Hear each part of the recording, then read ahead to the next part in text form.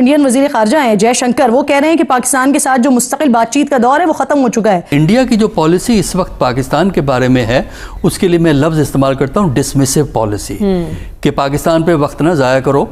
मिर्जा फखरुल इस्लाम आलमगीर ने कहा है कि अगर भारत ये चाहता है कि भारत और बांग्लादेश के रिश्ते अच्छे हों तो सबसे पहले आपको शेख हसीना को वापस बांग्लादेश भेजना पड़ेगा। पहले तो पाकिस्तान के साथ एक फिक्सेशन थी ना, अब बांग्लादेश के साथ भी हो गई है। बिल्कुल। और वो सुबह शाम बांग्लादेश की नई इंटरिम हुकूमत को और उसमें जो खास तौर पे तालिब इल्मों के जो रिप्रेजेंटेटिव नाहिद इस्लाम सुबह शाम गालियां दे रहे हैं, एक जहर उगल रहे हैं उनके खिलाफ। People are talking about extradition request to No, look, you are in the newspaper business. For you, it's a 24-hour cycle. I'm in the diplomacy business. For me, I'm prepared to wait at least a few months for anything to fructify. So, अच्छा, अगर भारत ये कह दे कि नहीं करवाने तुमसे रिश्ते अच्छे, तुम्हें जो उखाड़ना है उखाड़ लो, तो बांग्लादेश क्या कर लेगा? दुनिया के महज़ब अक़वाम जो है वो बैठ के अपने मसले हल कर रही हैं और इस खिते का न्यूक्लियर फ्लैश पॉइंट कश्मीर है। कश्मीर पे बात करनी पड़ेगी, आप आर्टिकल 370 हो या 970 हो। बातें इतनी बड़ी बड़ी दोस्तों, वही पाकिस्तानी खून है ना, थोड़ा सा पहले पाकिस्तानी थे ये लोग, वही लाहौरी खून है इनका कि बड़ी बड़ी बातें करो और जब कल जलील ख्वार हो गए तो यू टर्न ले लेना कि हमने तो बोला ही नहीं था। तो वाजपेयी साहब का दौरा पाकिस्तान, उसके बाद कारगिल का होना, तो हमने जब वाजपेयी जैसे लीडर को कमज़ोर किया तो उसके नतीजे में मोदी जैसे लोग मजबूत हुए। आज पाकिस्तान बाप बाप कर रहा है, पाकिस्तान बाप बाप कर रहा है, श्रीलंका अपने कान पकड़ रहा है, मालदीव्स अपनी नाक से लकीरें खींच रहा है। आप चाहते हो आपके साथ ऐसा करें? नमस्कार दोस्तों, चैनल पर आपका हार्दिक अभिनंदन है।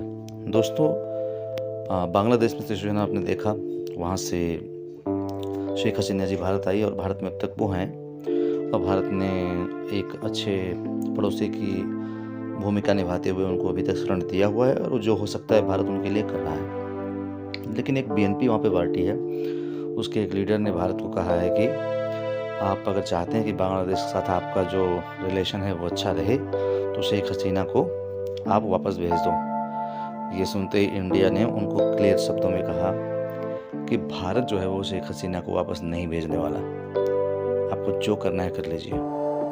दोस्तों, जब ये न्यूज़ ब्रेकआउट हुई पाकिस्तानी मीडिया में तो पाकिस्तानी मीडिया शॉक्ड रह गया कि इंडिया जो है वो इस तरह से शेख हसीना को प्रोटेक्ट कर रहा है और बांग्लादेश को बिना परवाह के ऐसा रिप्लाई कर दिया। तो दोस्तों, अब उस पर इनका एनालिसिस चल चुका है, आइए देखते हैं कि इस पर क्या कहने वाले हैं। भारतीय वज़ीर ख़ारजा की कश्मीर से मुतल्लिक स्टेटमेंट को हम डिस्कस कर रहे हैं। पाकिस्तान के इसके ऊपर क्या रद्द-ए-अमल होना चाहिए हमारे साथ? देखिए, हमारी हम एक बहुत ही मजबूत केस के बड़े कमज़ोर वकील साबित हुए हैं और सीधी सी बात यह है कि हमने कश्मीर का मुकदमा लड़ा ही नहीं और यही वजह है कि दूसरे को अपॉर्चुनिटी मिली, उन्होंने अपनी, ज़ाहिर है उनकी बहुत सी एडवांटेजेस हैं, उसके साथ ही उन्होंने जो गेम डिप्लोमेटिकली खेला, अदरवाइज़ खेला, उसमें वो कामयाब हुए। हमारे केस ऑफ मिस्ड अपॉर्चुनिटीज़ क्या हैं, मादी को बहुत पीछे ना भी जाएं तो वाजपेयी साहब का दौरा पाकिस्तान, उसके बाद कारगिल का होना, तो हमने जब वाजपेयी जैसे लीडर को कमज़ोर किया तो उसके नतीजे में मोदी जैसे लोग मजबूत हुए। और वरना जब वाजपेयी आए थे तो वो बहुत अच्छी अपॉर्चुनिटी थी, वो बहुत अच्छा दौरा था, उसमें बहुत आगे चीज़ें बढ़ सकती थी, लेकिन हमने वो अपॉर्चुनिटी मिस कर दी।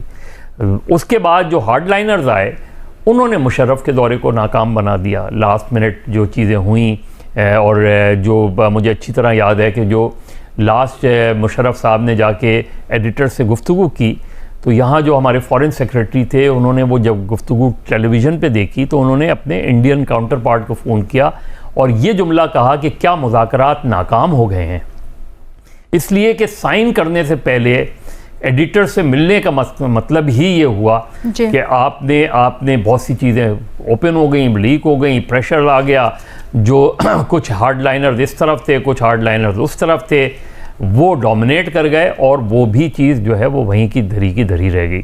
उसके बाद जो हुआ, हमने 370 पर हमने क्या पोजीशन ली, हम कहाँ खड़े हुए थे 370 पे, हमने कहाँ लड़ाई लड़ी 370 के हवाले से, कहीं नहीं नज़र आता। हाँ, सर, वैसे बड़ी वो लंबी एक कैंपेन चली, पूरा क्या कैंपेन चली, उसमें मुझे कोई 4 ममालिक बता दें, उसमें मुझे कोई दुनिया के 4 ममालिक बता दें जो आपके साथ आके खड़े हुए हों, इंक्लूडिंग इस्लामिक का इजलास भी तो बुलाया था उसके ऊपर आपने, उससे क्या होता है? OIC का इजलास भी तो क्या हुआ उससे? किसी मुल्क ने इंडिया से अपने ताल्लुकात को रिव्यू किया? नहीं किया, उनके ताल्लुकात वैसे ही रहे। BNP बांग्लादेश नेशनल पार्टी जो कि शेख हसीना के ऑपोजिशन में थी, उनकी अवामी लीग थी शेख हसीना की, ये इनकी ऑपोजिशन में थी, इसके जनरल सेक्रेटरी मिर्जा फखरुल इस्लाम आलमगीर ने कहा है कि अगर भारत यह चाहता है कि भारत और बांग्लादेश के रिश्ते अच्छे हों तो सबसे पहले आपको शेख हसीना को वापस बांग्लादेश भेजना पड़ेगा, वरना आपके और हमारे रिश्ते अच्छे नहीं हो सकते। अच्छा, अगर भारत ये कह दे कि नहीं करवाने तुमसे रिश्ते अच्छे, तुम्हें जो उखाड़ना है उखाड़ लो, तो बांग्लादेश क्या कर लेगा? बांग्लादेश के ऊपर एक मुहावरा फिट जाता है दोस्तों, छोटा मुंह बड़ी बात। इतना बिलांद भर का देश है, बिलांद तो इतना होता है 1/3 बिलांद का है, और बातें इतनी बड़ी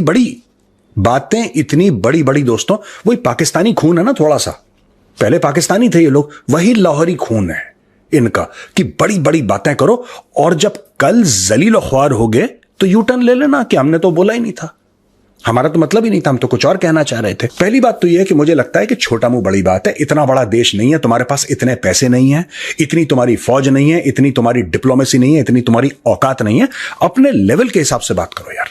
हम प्यार से बात कर रहे हैं, तुम भी बात करो, फिर तुम कहोगे भारत का भारी हाथ पड़ा, भारत का भारी हाथ पड़ गया। आज पाकिस्तान बाप बाप कर रहा है, पाकिस्तान बाप बाप कर रहा है, श्रीलंका अपने कान पकड़ रहा है, मालदीव्स अपनी नाक से लकीरें खींच रहा है।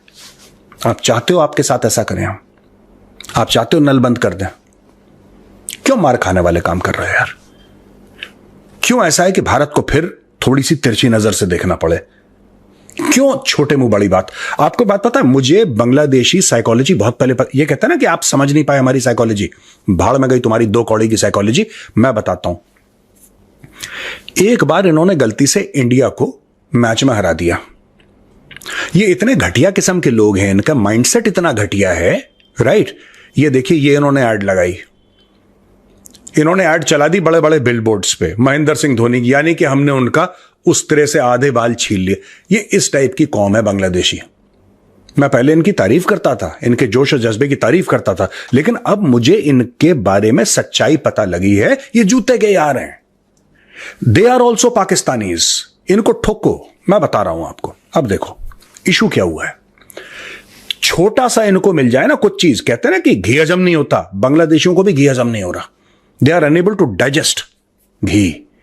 एक मैच जीत गए इन्होंने, ऐसे पोस्टर लगाए, एक मैच जीत गए। मैं बता रहा हूं, इनको थोड़ी सी जीत मिल जाए, इनको उल्टियां आना शुरू हो जाती हैं। दोस्तों, पाकिस्तानियों को सुनकर हंसी आती है। कहां से आते हैं ऐसे लोग? ऐसा लगता है ये लोग हमारे गोले के नहीं हैं, किसी और गोले से आए हैं। कितने तेजस्वी हैं ये लोग। आप सभी हंसते रहिए और पाकिस्तानी कॉमेडी का मजा लेते रहिए, और चैनल को सब्सक्राइब करना और शेयर करना ना भूलें। धन्यवाद।